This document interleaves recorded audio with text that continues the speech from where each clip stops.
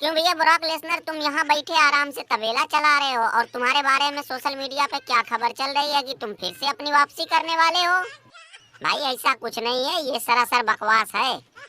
और वैसे भी मेरा तबेले का काम बहुत बढ़िया चल रहा है, मुझे अब डब्ल्यूडब्ल्यू में आने की जरूरत नहीं है। वो भी इतना सब कुछ होने के बाद मैं दोबारा से डब्ल्यूडब्ल्यू में किस मुंह से आऊंगा। सही बात है, लोगों की थोड़ी सी बेइज्जती हो जाती है तो वो शर्म के मारे लोगों के सामने नहीं आते हैं। लेकिन तुमने तो अपना पूरा मुंह भट्टे में काला कर लिया है, तो कौन सा मुंह लेकर आओगे। रैंडी आटन, ये सब बात तो अपनी जगह बिल्कुल सही है, लेकिन हकीकत तो ये भी है ना कि इन यूट्यूबरों ने नाक में दम तो कर ही रखा है यार। अब तुम यही देख लो ना कि ब्रॉक लेसनर के बारे में किसको नहीं पता कि ब्रॉक लेसनर की अब वापसी लगभग नामुमकिन है। लेकिन सारे के सारे यूट्यूबरों ने एक ही जैसी न्यूज चलाई कि ब्रॉक लेसनर का आज नहीं तो कल रिटर्न हो सकता है। बिल्कुल सही कहा रोमन ने, तुमने बिल्कुल सही कहा। अरे ये तो ब्रॉक लेसनर की न्यूज थी कि पता नहीं कहां से बीच में घुस गई, नहीं तो आजकल सोशल मीडिया पे तो सिर्फ एक ही चीज चली रही है। जब से रॉयल रंबल खत्म हुआ है तब से खूंटा सेत्रालेन रोमन रेंज रॉक, इसके अलावा कोई दूसरा है ही नहीं। और किसी चैनल वाले ने ये भी कहा था कि जब तक विंस मैकमैन के हाथ में डब्ल्यूडब्ल्यूई का कंट्रोल था तो वो हर किसी को अपने चंगुल में रखते थे, खासकर कमेंटेटरों का वो गला दबा के रखते थे। भाई तुम्हें ये नहीं बोलना, वो नहीं बोलना, मतलब सारे नियम कानून बिल्कुल हार्ड थे। और जब से ट्रिपल एच के कंट्रोल में डब्ल्यूडब्ल्यूई आई है सब लोग बिल्कुल खुश है, माहौल बिल्कुल बदला बदला सा लग रहा है। अरे साला, तुम 25 साल से डब्ल्यूडब्ल्यूई में घंटा हिला रहे थे क्या? कि जब बुड्ढा तुम्हारा गला दबा के रखा था तो फिर 25 साल से यहाँ कर क्या रहे थे? रोमन ने, मैं तो कह रहा हूँ कि तुम किसी तरीके से इन यूट्यूबरों को हमारे सामने एक बार लाके खड़ा कर दो, फिर देखो मैं उनका क्या हाल करता हूँ। ऐसा घुमा घुमा के उड़ंतू आर के वो लगाऊंगा कि वो सालों साल तक चैनल का यूट्यूब का मुंह देखने लायक नहीं रहेंगे।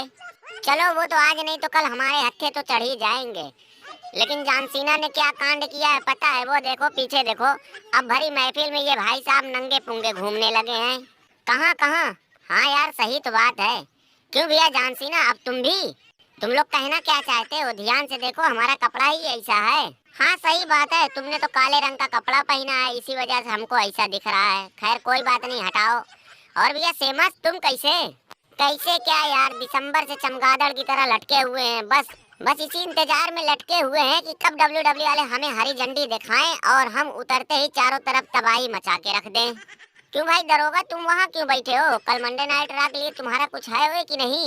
अरे भाई रैंडी आर्टन, होने को तो बहुत कुछ हो सकता है, लेकिन जिससे हमारा सबसे ज्यादा लेना देना है वो ससुरी वाला तो खुद आजकल दूसरे का डायपर बदलता फिर रहा है। हाँ बात तो सही है, जाने दो भैया, उनकी बात ही मत करो। उनके बारे में ज्यादा कुछ बोलोगे तो लोगों को मिर्चा लग जाएगा।